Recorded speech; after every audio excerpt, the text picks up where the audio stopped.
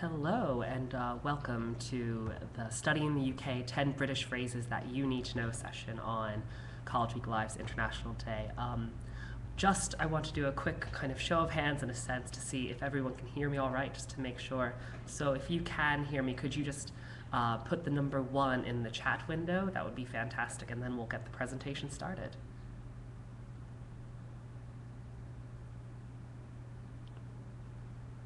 Fantastic. All right, that's great to know. All right, so today we're going to discuss education in the UK. As you, I'm sure, well know, the UK is made up of 4 countries, England, Scotland, Wales, and Northern Ireland, and there are about 160 universities in those 4 countries.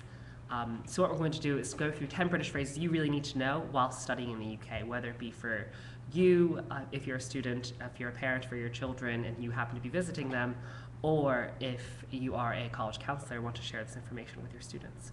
I'll give my contact details out at the end of the show, but please feel free to ask any questions along the way. Let me answer the one that is inevitable initially, which is, as you can tell by my accent, I am an American. However, I work extensively with the UK and really am surrounded by Brits, so I can tell you that I double and triple checked these with all of my colleagues to make sure that these are the top 10 phrases that you will need to know, and I'm pretty sure you will not know all of them, but get ready to use them. So first question I want to ask is, you all right? This is a phrase that is used throughout the UK, and it doesn't quite have an American equivalent. The closest thing I would say would be to saying, like, you good? Because when someone asks you all right, in reality, they're not asking you, how are you doing? They're asking you, you good? Yeah, I'm good. So you all right? Yeah, you all right? Yeah. Very simple, straightforward. It's not meant to start a conversation, but really to suggest that the other person recognizes you're here. Trust me, you'll be using this a lot whilst you're in the UK. And then I'm going to give you 2 straight away. The second one being brilliant. You've absolutely heard this phrase used in the UK, and you will continue to hear it more and more often, and more frequently, really. Brilliant is used as often as we in the States use cool or awesome, but it's used in a variety of ways. That if someone says they might have had a nice night out, I had a brilliant evening, or if someone really thinks something you did was very interesting, they'll shorten it from brilliant to brill, and just say, all right, brill. Or if you happen to be in Scotland, you might even get something such as pure dead brilliant. It was absolutely pure dead brilliant. So brilliant is the next one you'll need to know, and you will use quite frequently. All right, so now I'm going to jump into a bit of the background on UK higher education as I kind of talk about phrases that you'll be using throughout. But first, let me give you 1 second.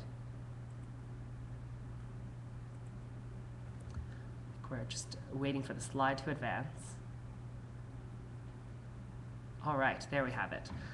So just a quick overview of what I will be discussing amongst the phrases that you will need to learn whilst you're in the UK. So you'll learn a bit about the UK institutions and undergraduate degrees themselves. I didn't really focus that much on postgraduate or study abroad in this video, but if you do have questions about study abroad, please feel free to throw them out. I know every answer you'll likely have, I'll have the answers to the questions you have. I'll talk about admissions to a British university. I will talk about funding, so how to fund a degree over in the UK, be it undergrad or study abroad. Immigration, so how to get a visa to go to the UK and what's the best pathway. And finally, I'll leave some room for questions, so if you have any questions about other British phrases you might want to learn, please feel free to ask. I'm happy to answer them. So if there are no questions thus far, I'm going to kind of jump right into the institutions. I've mentioned that there are about 160 universities in the UK. In reality, there are over 300 different institutions in the UK that offer different types of degree programs. So you'll find there are universities, university colleges, specialist institutions, and colleges. So this includes everything from the technical specialist learning that you get at a further education college, which is similar to a community college in the US, but not quite the same, up into a university such as Oxford or Cambridge, which you've certainly heard of, where you can get your undergraduate degree in everything, from English to physics to mathematics to French to zoology, really everything. There is only one private university in the UK, so really most schools in the UK are publicly are specialist funded. Within the specialist institutions, there are also art institutions. So you'll find special art institute and conservatoires, and they exist in a variety of locations. You'll find a very large number of them in London, but in almost every major city you'll find some art conservatoires, really scattered throughout the countries, both really all four of them, England, Scotland, Wales, and Northern Ireland. And then when it comes to diversity with each of these institutions, this is a really nice question. You'll find that being an international student is quite normal. That in the UK, 25% of all students at university are international students. So it is quite normal to be engaging both with British students and students from other countries as well. And I know this is typically shocking for an American to hear, but if you are going to the UK, you become an international student. English might be your first language, however, you will be international in terms of the way that you're viewed at the university. Okay, and then let me talk about just the differences in system before I advance and give you another phrase.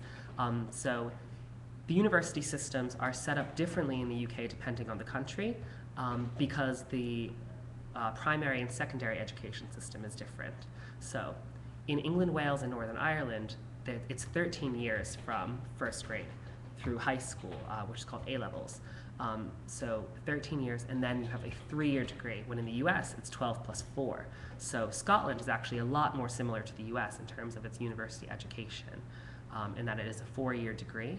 However, at a Scottish system, you don't graduate with a bachelor's, a BA, you graduate with an MA. So it's a little different. It doesn't translate quite perfectly.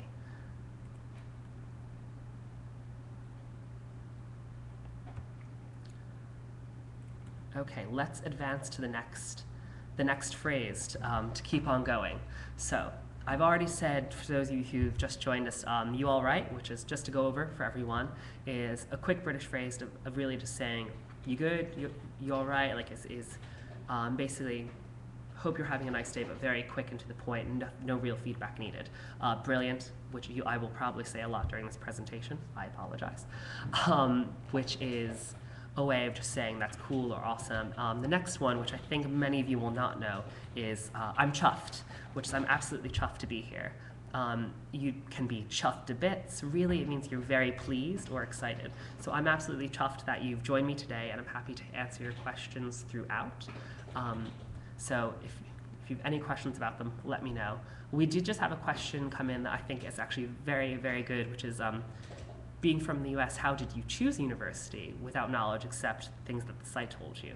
Well, I'm going to get to that in a minute, and you'll kind of hear me talk about this little by little. But first I'm going to tell you which site is the best to visit in terms of learning the information, and then who to speak with while being in the States. All right, so I kind of mentioned a few of these already, but I'm chuffed to explain it a bit more. So undergraduate degrees in the UK, really, a major in the UK is called a course, and there are literally tons of them. So really, from acting to zoology, you can get just about everything.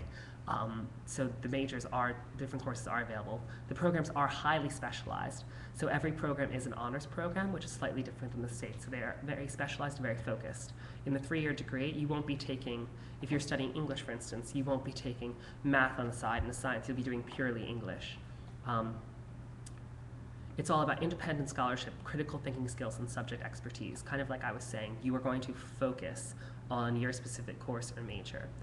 There are no general education requirements. Getting back to you don't need to take a science if you're studying English, which is really nice for those of you who really know what you want to do. That's where the UK is a really great place. And as I mentioned earlier, the program duration does vary. So if you are doing an undergraduate degree in England, Wales, and Northern Ireland, it's 3 years. If you're doing it in Scotland, it's 4 years. So just to keep on going, the next is kind of going back to the questions and say, let's have a think.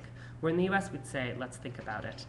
Let's have a think about where we'd go to find the information required to learn about study in the UK. So if we have a quick think, I can tell you that the best place to go is the Education UK website. Um, Education UK is the UK's brand for international students. So what this is it has every major listed from every university and college in the UK. So if you have a question as to, if I want to study biology, you can look up biology, you can look up the area of the country or whichever country you want to be in, which county, et cetera, to find a deeper view of what you're really looking for. I would say it's similar to the College Board search feature, but it digs a bit deeper than that. Okay. And then before I move on, going back to that question about how do you choose a university aside from looking at a website. Most British universities, and I can tell you because I work directly with them, out of the 160, about 90 to 100 of them are constantly in the US during the fall and the spring for recruitment. So they will be at major college fairs, so they are quite easy to get a hold of. I can tell you that I've organized a few British universities in the upcoming weeks at a number of college fairs around the USA in Chicago, Long Island, and Washington, D.C., where there will be over 10 universities at each. And then more will also sign up in the upcoming weeks. So get ready. They are here. They will visit high schools. They'll do events at hotels. Every UK university will have an international web page where it'll have the international office, and it'll say who is in charge of the US. And it typically has their travel schedule to tell you when they're in country. Okay. So now that I've mentioned the Education UK website, it's worth noting that educationuk.org/USA is where you'll find the information that's really appropriate for American students. And this will also link you to some videos on YouTube of American students currently studying in the UK to give you their experience and a really good idea as to how they see things through a current American student studying in the UK, which is very, very useful. I know a lot of you are asking questions. I'm going to wait to answer some of them at the end because I think they'll kind of file into the presentation quite well. Okay. So the next phrase is it's a bit wonky. So wonky in the UK means strange or not quite right. So it's a bit wonky, if something's not fitting right, it can be a bit wonky, or if the table is leaning, it's a bit wonky. So wonky I use around the office probably far too much, but it comes in quite useful. It's a really great phrase. So now we've gone through 5 of the 10. So you all right? Brill. I'm absolutely chuffed. Now we've already had our think, and now we've gone to it's a bit wonky. So the reason it's a bit wonky is because the system is a little different than ours. It can be viewed as a bit wonky in terms of the US. There are different program types similar to the US, but they are explained a lot differently in terms of the UK view. So there's a single honors program, which is a one-subject major. There's interdisciplinary degrees, which are multiple subjects, so a bigger focus, more liberal arts type of degree, so a wider degree. Combined and joint honors, which is something similar to like a double major or a major minor. So you see examples listed on the slide. And then professional degrees, and I think this is the one that takes the longest to explain. So a professional degree is available in undergraduate programs. Whereas in the US, if you're going to go study medicine or veterinary science or law, you have to do your undergrad and then go to study a master's, often PhD, something like that. I mean, law is this is one of the simplest to explain. In the US, you need to do a 4-year bachelor's degree and a 3-year law degree. In the UK, it is a 3-year degree. Simple, straightforward law degree, and a British law degree actually allows you to sit for some of the bars in the US. So with a British law degree, you can actually sit for the New York bar. So after 3 years, you can sit for the bar. Medicine and veterinary science are similar, where, for instance, veterinary science, if you study at a university in the UK, will take you 5 years, undergraduate and doctorate, really undergraduate.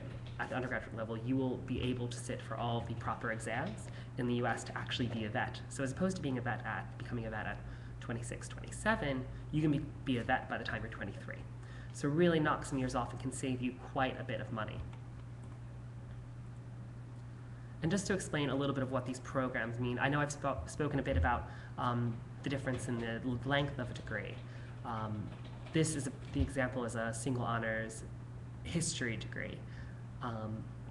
So just to give you an idea, in year one you'll have 6 modules. A module is a class, and all classes are done mostly on the semester system, similar to the US. However, exams are always done in May and June. So even if you take a class from September through late December or January, you will not take your exam until the spring. So this is just an example of some classes you might be taking if you did your BA in history. So contemporary Europe, making history. The second year you get a bit more focused, think what you want to do a bit more, and then in your third year you get to really work on your dissertation. That is a major component. And these end up being around 50 pages. It usually ends up being so many thousand words is the requirement. You end up doing revisions on this, so you'll do it and you'll revise it a few times with the help of an advisor, and then submit it to really decide if you earn your degree. So it's slightly different in the US, where I know some colleges and universities require a dissertation or a capstone course. In the UK, it's pretty consistent that you will be doing a dissertation. There's a lot of focus on your program of what you're learning and what research you're doing. Another thing to mention around that, though, is that within your dissertation, you'll be working on it throughout the years. You will always be planning to achieve this final thing, and you will be doing it through basically through some of the summer as well, especially at the master's level. All right, another type of program. So what we would call co-op in the US is called a sandwich program in the UK, because it takes a 3-year program and makes it a 4-year program, because it allows for work placement in the junior or 3rd year. So you can see this Bachelor's of Science of Marketing, where you get your introductory courses at the beginning, into your more advanced courses in your 2nd year. Then you get a work placement, oftentimes which is paid, in your 3rd year. And then once again, your 4th year, you're really focusing on that dissertation. One great question in terms of, especially I'd say this is really appropriate for your dissertation, is do you have to learn the British spelling of words for essays, even if you are an American, like phrases, idioms typically? Yes. I can tell you from a number of friends who've also studied in the UK that you have to write in British English, which initially can prove quite the challenge, but whilst being immersed in that type of atmosphere, you'll quickly learn it. And your professors tend to be a little bit more forgiving. However, they will point you to spell in British. Most operating systems now have the option to spell check and whatnot in British English, so you will be adding U's just about everywhere, and changing all your Z's or Z's to S. A good question that came in around the specialized degrees is, since the programs are quite focused, is it possible to change majors or to change your course? This is something that's actually extremely difficult to do in the UK. It is, and the reasoning is because if you are entering your degree program in the UK, you should know what you want to do. So it's not an ideal place for those who aren't sure if they want to major in psychology or English or biology and theater, because they are very, very different courses. If you're interested in something quite similar, if you want to do biology or microbiology, it'll be a bit easier to switch your course. But if you are looking at 2 very different subjects, the UK might not be the best place for you to go. And that's really because it can be quite difficult, and it quickly turns your 3-year degree into a 4-year degree, because you would have to apply again. All right, so now I'm going to jump into the next phrase. So this will be our 6th one, and that is kind of 2 phrases in one, so a 2-4, which is that's ace or that's rubbish. So that's ace is used quite frequently when you're talking about something that's really cool or brilliant. So going back to number 2, you'd be like, if someone had got say someone got a new smartphone or something. I know the new iPhone came out today.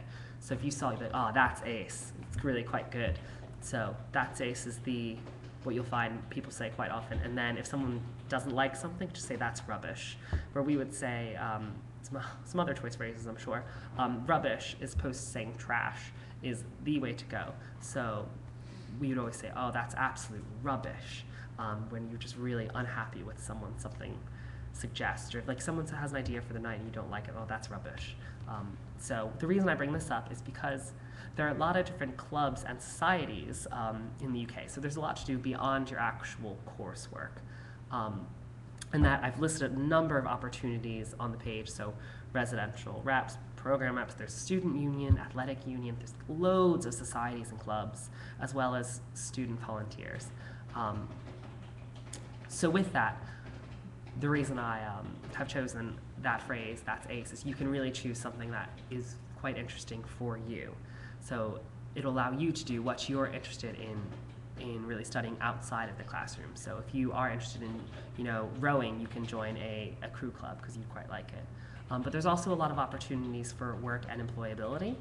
And that means there's in-session work placements, as I already mentioned, there's sandwich programs, but also spring and summer work placements. Being an American student, you can work during the academic year in the UK. So you can work up to 20 hours if you're on a Tier 4 visa, which I'll talk about in a little bit, or full-time during the summer holidays. So any questions thus far about some of the opportunities outside of the degree? It really varies pretty drastically at institution what's offered. However, like most US colleges and universities, there's a lot that is available. Okay. Okay, so just to follow up, I wanted to put one image of what the UK is known for. So sport is quite popular. So know that you will be quickly changing. A word that I have not included is football, but as I'm sure all of you are very well aware, soccer is football, and you will be watching it, and you will choose a team, and you will follow it. But to move on, the next thing I want to talk about is actually applying to the UK. So this would be done through UCAS. And so UCAS is the Universities and Colleges Admission Service. Unlike the US, in the UK, there is one central service to apply for undergraduate degrees, and it's done through UCAS. And they're all applications are made online at ucas.com. So, and on that one application, similar to the Common App, you can apply to a number of institutions. So where it differs, I'll explain in a little bit, but you can apply for up to 5 institutions on your UCAS application.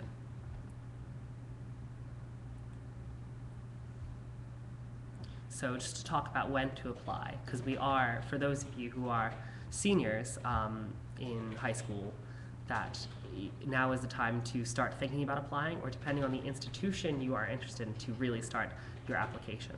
So September 1st is the first day that you can start applying for institutions in the UK, and October 15th is actually the first deadline, and that's the deadline for some of those bigger degrees I was talking about earlier, such as medicine, veterinary science, dentistry.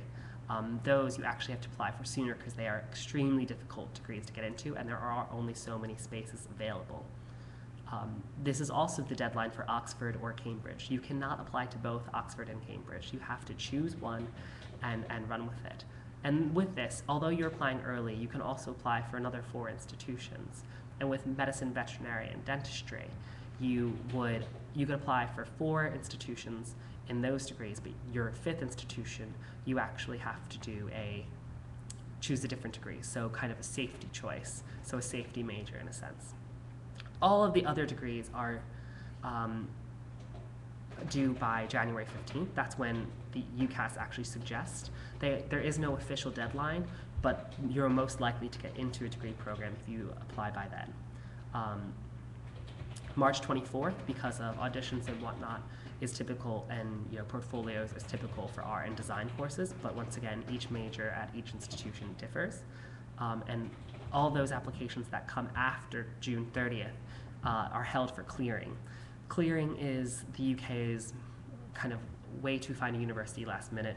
There is no equivalent in the US, so it's quite hard to explain.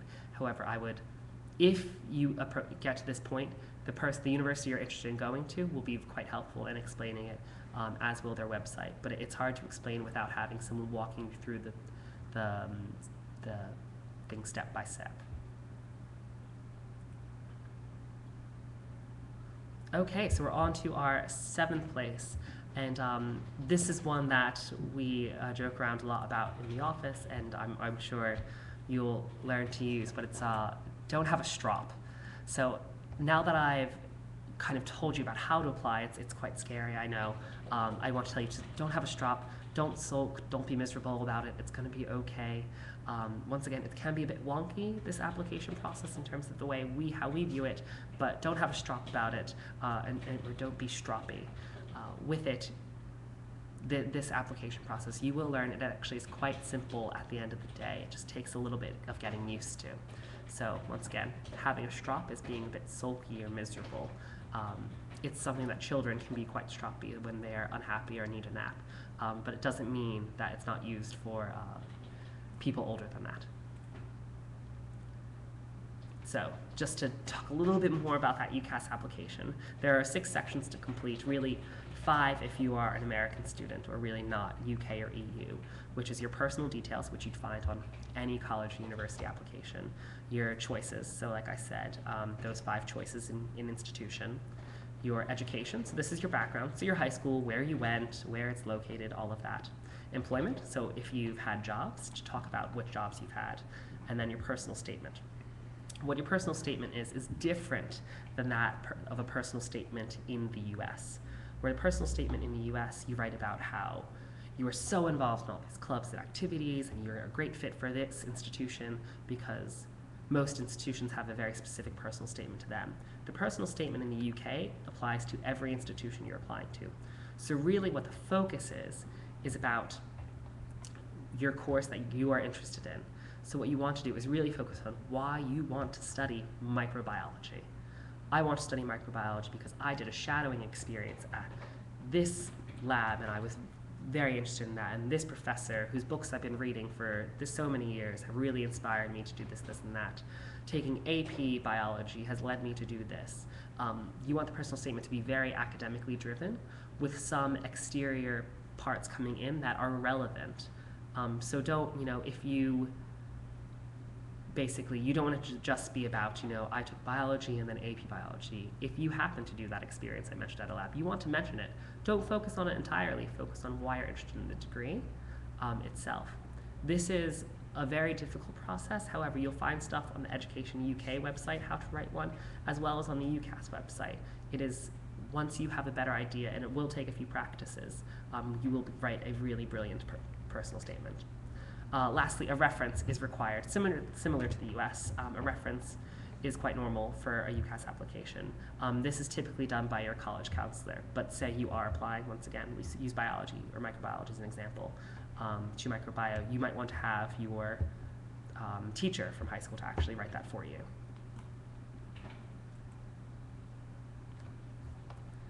Okay, so that personal statement, once again, it gives you a chance to tell universities and colleges why they want you as a student. So it's really student focused, because the UK, once again, with a focused degree, 3 years as opposed to 4, they want to know you're entering the right course, the right major from the get-go. So that's why they really focus on that. And it should be unique. It shouldn't just be quite simple, but this is your real chance to sell yourself. So this is kind of your form of an interview for that university.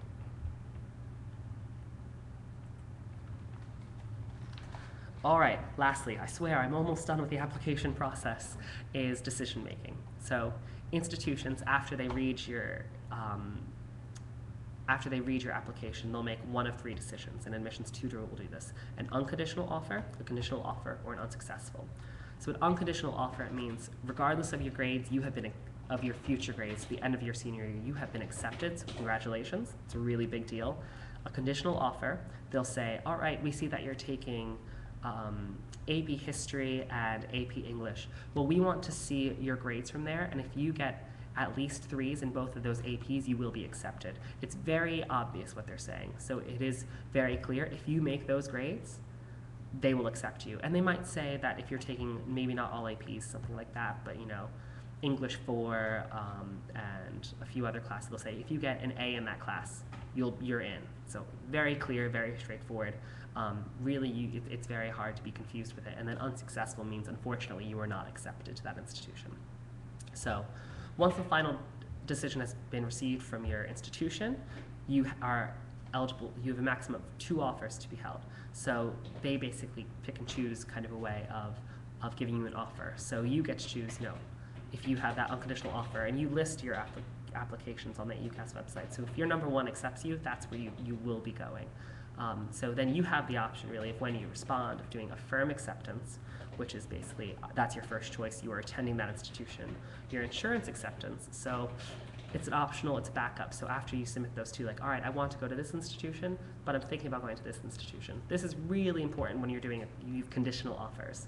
So say University A accepts you conditionally, you say, okay, that's my firm acceptance. I want to go with that institution. However, you choose your insurance acceptance at the unconditional offer.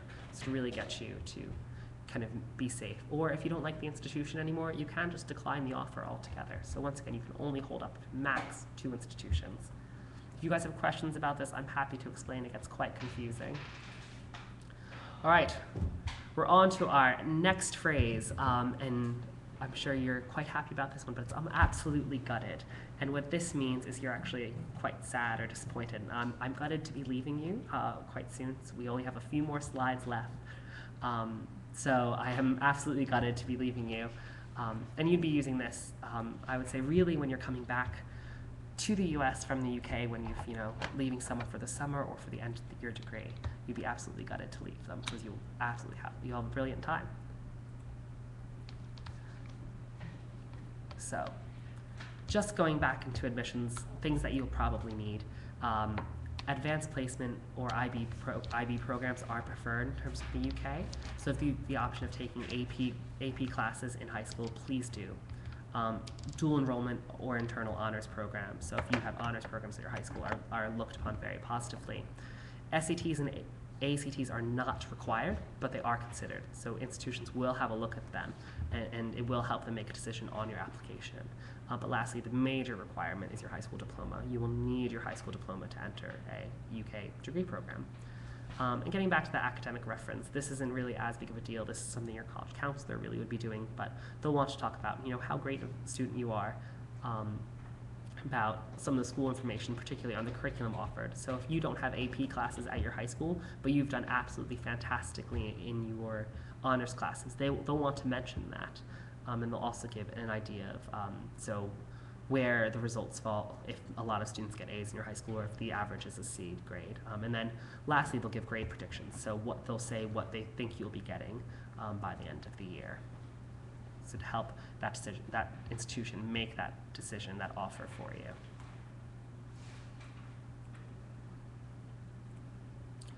Okay. So I know I mentioned funding, so this is quite important. Funding at each institution depends. So universities vary drastically in terms of how much it costs per year. The average international student fees at a British university is about £15,000, which is about $23,000, $24,000. So in terms of looking in the US, it's not terribly expensive per year. But it can be as low as £7,000 and as much as £25,000, depending on the institution. So make sure to choose a wide array of institutions. Next, living cost. So when you're applying for your visa, you will need a minimum of £800 per month in living costs, which would pay, your rent or your accommodation plus your food, that type of thing. And London, because it is such an expensive city, has a higher cost of living requirement, which is £1,000 per month. So something really exciting to mention is that most UK universities are FAFSA approved. So they have the opportunity to administer federal loans. So with that, you won't be taking on all these loans yourself, or your parents won't, but you would be able to use your US federal loans to study in the UK for your undergrad degree. And there are some scholarships available for international students in the UK. It depends on the university, it depends on the course you're studying, but there definitely are some, and the British Council and Education UK and GREAT will be delivering one in the next year, so keep an eye out for it. And then lastly, something I want to mention, I'll continue to slyly mention, is international students can work part-time in the UK during their degree program and can work full-time during their studies. In terms of actual cost of a British institution, they tend to be a little bit less expensive. It might seem more expensive, say, if you're paying £20,000 a year. It can be more expensive than your local institution down the road. However, where it might end up being less expensive is a 3-year degree instead of a 4-year degree. So it can quickly change in terms of actual length of time of degree, of how making the UK less expensive. All right, lastly, I'm going to do this very quickly because I know it's still early in the process and you might not be ready for it, but visas. Basically, when it comes down to it, if you're studying in the UK, you'd apply for a Tier 4 visa. The costs are all on this slide here, but you do a Tier 4 student visa, and the fee currently is $477. And then what you do is you schedule an appointment for your biometrics, which is your fingerprints, and with that, you would then send that in to the border agency, the Home Office, based out of New York, who would then process your paperwork, which would include your passport, all the proper paperwork, your CAS number, which is something your British university who accepts you will send you, and payment forms, all of that, and allow 15 days for processing for them to get the information back to you. A great question just came in about timing of student visas. You do not need to apply for a student visa at the same time you're sending in your application. You will not be able to apply for your student visa until you've been accepted to an institution, and they use something called a CAS number, C-A-S. With that, it says that basically that the institution is sponsoring you to study in the UK. So they are taking on liability for you to be in the country.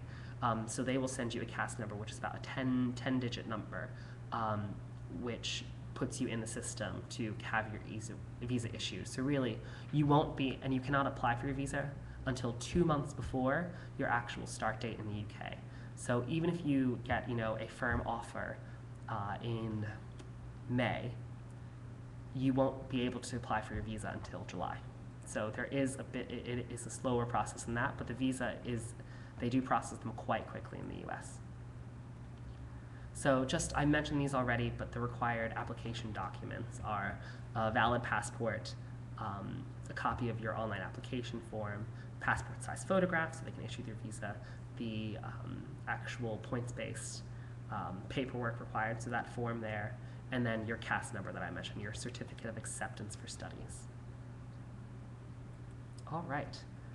Our 9th phrase is something you'll be using possibly once you arrive in the UK and get off the plane, but that depends on when you arrive and which airport, but it's a nasty queue, innit?